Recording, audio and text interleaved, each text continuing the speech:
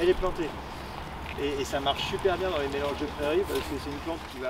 C'est de rendre les villes mieux habitables qu'elles ne le sont aujourd'hui. C'est ça la nature en ville aussi.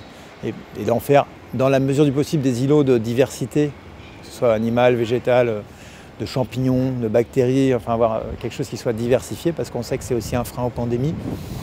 Ça fait partie de toutes les raisons pour lesquelles on intervient sur la nature en ville aujourd'hui pour changer complètement les pratiques. La meilleure chose à faire, c'est d'en faire le moins possible. Parce qu'on a quand même beaucoup plus de chances de mal faire en faisant quelque chose qu'en faisant rien.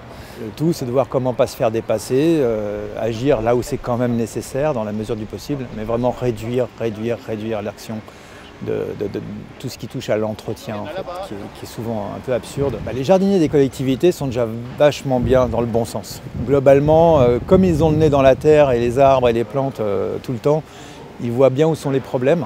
Et la plupart ont déjà adopté par eux-mêmes un maximum de ces pratiques. Maintenant, le plus dur, c'est plutôt comment est-ce qu'ils parviennent à faire passer ça auprès des administrés ou des usagers et comment c'est reçu, comment c'est perçu. Est-ce que chacun comprend ce qui est en train de se passer?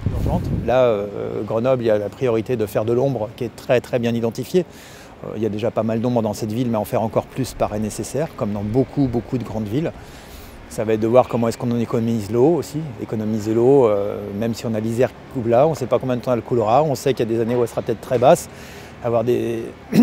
Avoir l'indulgence en fait pour les usagers vis-à-vis des jardiniers de la ville, et puis que chaque usager comprenne un petit peu qu'il a son petit rôle à jouer, s'il a un jardin, s'il occupe l'espace public.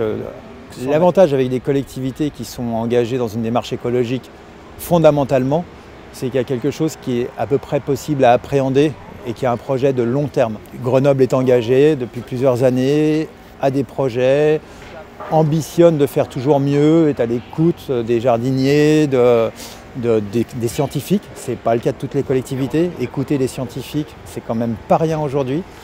Donc ouais, ça a un côté un peu rassurant, encore une fois, dans toutes les imperfections qu'on peut connaître.